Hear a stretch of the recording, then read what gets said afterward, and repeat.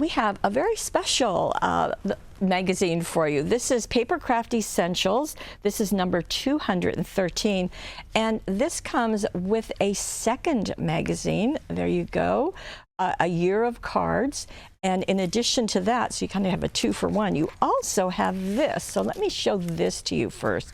This is called English Rose, and it is a special edition foiled paper pad. Well, let me show you. So we've got foiled die cuts. These are gold foiled, and you can see there are, I believe, 4 different sheets, and here it is with pink foiling. Let's see.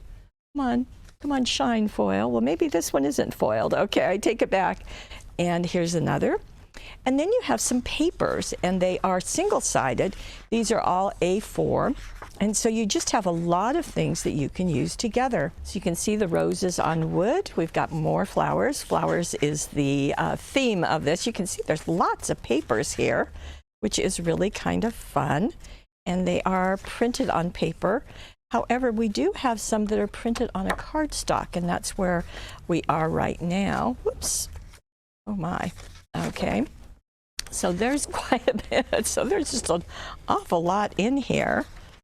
And then we have these that are kind of the muted backgrounds. Okay, so all of that is in the kit that you receive. They're titling it English Rose, and there are 115 elements in here. Some of them are foiled. All of them are, of course, printed. So let me get into the magazine and share with you what's going on here. And as you know, they will be sharing things to do with the English Rose, but also some other things. And I thought this was kind of fun. It's using sequins, and I had never thought of using them in a rainbow style, but you could just put strips of sticky tape and place them down. I think that would work, but just doing, of course, shaker cards is an obvious choice, but nice to see in any case. And going over a rainbow. In fact, this is a stamp we currently have from Creative Expressions. And again, some step-by-step information. Now, this is Don't Feel Blue, and I thought what was fun was the backgrounds and how they have created them. They have used Copic markers, but of course you can use the tri-blend markers. It's the exact same thing, but I thought it was just a beautiful look and nice to see. Now, this is going into making some backgrounds with white stamping, and I thought that was an interesting look that we don't often see. So wanted to call that to your attention. And here we go. You can hear trucks in the background, can't you? And here we go. This is Card Maker of the Year. This is a section that's in many of these magazines, and I thought it's kind of fun to see what other people have done and what they sent in to become either the grand prize winner or the second place or whatever. So always nice to see that. And here we go. This is using the English Rose A4 paper pad, and you can see just some things that they've done, how lovely they are. And this is, of course, using the foil. This is using the printed ones. You can also add things to them, of course.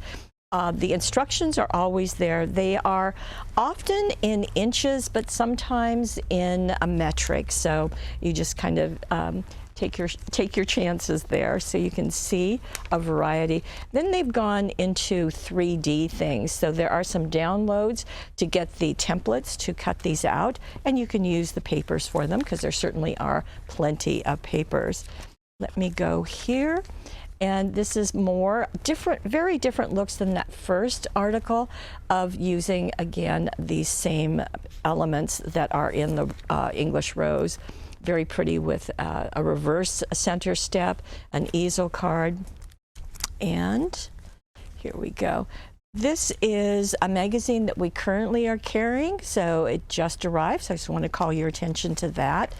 And this is called Blooming Bubbles, and this is a look by Creative Expressions that we have carried, and so just giving you some other ideas of using those. I'm not sure that we still have them in stock, however, but if you did buy them, another ways to use them. This is using an octagon shape, and in England, they do that quite a bit. I see quite a things coming when companies send us items to consider, and I thought it was nice to bring that to your attention. I thought that was really fun of cutting it into wedges, so it gives you another look. This is using simply solid cardstock and doing lots and lots of cutting, but I thought it was a really fun look that you might want to explore. And so lots of different ways that you can use it. So paper trimmers are going to help you with that. So that's what we have in the main magazine. In the year of cards, obviously there are going to be cards for the entire year. So I'm not going to go through all of them, but this is using flower forming foam, which we particularly love and have many colors available, but I thought it was just really nice for you to see that and how it can be used with cutting dies. This is another card for it. Creative Stamping, of course, is a magazine that we carry.